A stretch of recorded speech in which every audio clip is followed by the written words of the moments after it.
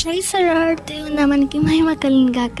అనుదినము ఆయన వాక్యం ద్వారా మనల్ని బలపరుస్తూ, ఆయన కృపని మన ఎడల చూపుచు, ఆయన ప్రేమను మన ఎడల కనపరుస్తూ, ఆయనతో ఎలా సహవాసం ఉండాలో ఆయన మనకు నేర్పుతున్నాడు. అందు నిమిత్తం బట్టి మన యేసయ్యకి స్తుతి కలుగును గాక. మరి ఈ దినం దేవుని వాక్యం సెలవిస్తుంది. యోహాను సువార్త 10వ అధ్యాయము 27వ వచనము. నా గొర్రెలు నా స్వరం వినును, నేను వాటిని ఎరుగుదును, అవి నన్ను వెంబడించును. ఈ దినం దేవుని వాక్యం సెలవిస్తుంది. ఆయన గొర్రెలమైన మనము ఆయన స్వరం వింటామని దేవుని వాక్యం సెలవిస్తుంది. మరి దేవునితో ఎప్పుడు నువ్వు సహవాసం ఉంటావో అప్పుడు మాత్రమే నువ్వు దేవుని స్వరం వినగలుగుతావు. ఎందుకంటే ఆయనతో సహవాసం ఉండి ఆయన రక్తం చేత కడగబడ్డ మనము ఆయన గొర్రెలుగా, ఆయన బిడ్డలుగా మనం పిలువబడుతున్నాం కనుక, మరి ఆయన బిడ్డలమైన మనము ఆయనతో సహవాసం ఉంటే కనుక ఖచ్చితంగా ఆయన స్వరమును మనం వినగలము. మనం ఎప్పుడు ఆయనతో సహవాసం ఉంటామో అప్పుడు ఆయన స్వరమును మనం వినగలము.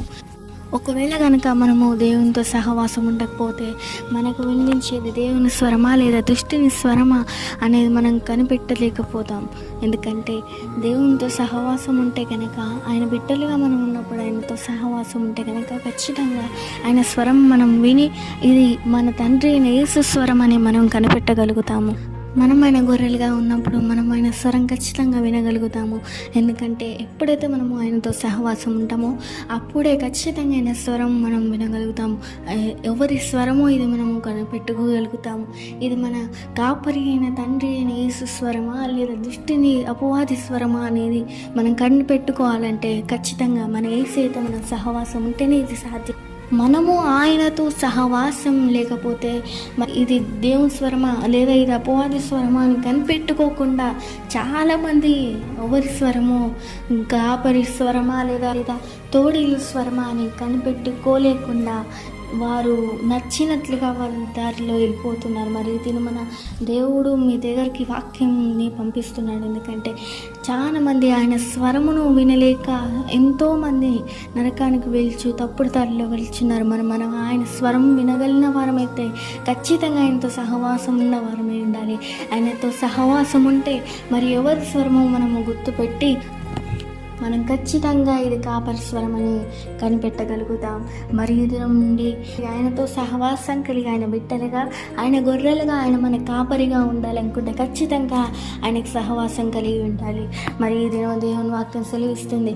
నా గొర్రెలు నా స్వరం వినును, నేను వాటిని ఎరుగుదును. అవునండి, ఆయన గొర్రెలమైన మనము ఆయన స్వరం వింటాము. ఆయన మనకు కాపరి ఉన్నాడు కాబట్టి, ఆయన మనం గొర్రెలమై ఉన్నాం కాబట్టి, మరి తండ్రి కుమారుని ఎరిగినట్టుగా కాపరి తన గొర్రెలను ఎరుగును. దేవుని వాక్యం సెలవిస్తుంది. అవి నన్ను వెంబడించునట అని దేవుని వాక్యం సెలవిస్తుంది.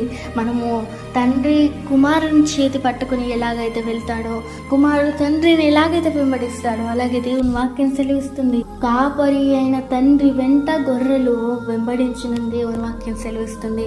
మరి ఆయన స్వరం వినే బిడ్డలుగా, ఆయన స్వరం వినే గొర్రెలుగా ఉన్నామని ఒక్కసారి మనం పరీక్షించుకుందాము. మరి ఈ దినం నుండి దేవుని అడుగుదాం, ప్రభువా నీతో సహవాసం చేసి నీ స్వరం వినే గొర్రెలుగా మమ్మల్ని మార్చమని యేసయ్య, నిన్ను వెంబడించే గొర్రెలుగా మమ్మల్ని మార్చమని యేసయ్యని అడుగుదాము. తలలు వంచినట్లయితే ప్రార్థించుకుందాం. మహోన్నతుడైన దేవా నీకు వందనములు యేసయ్య. అవును ప్రభువా, ఈ దినం నువ్వు మాతో మాట్లాడి ఉన్నావు.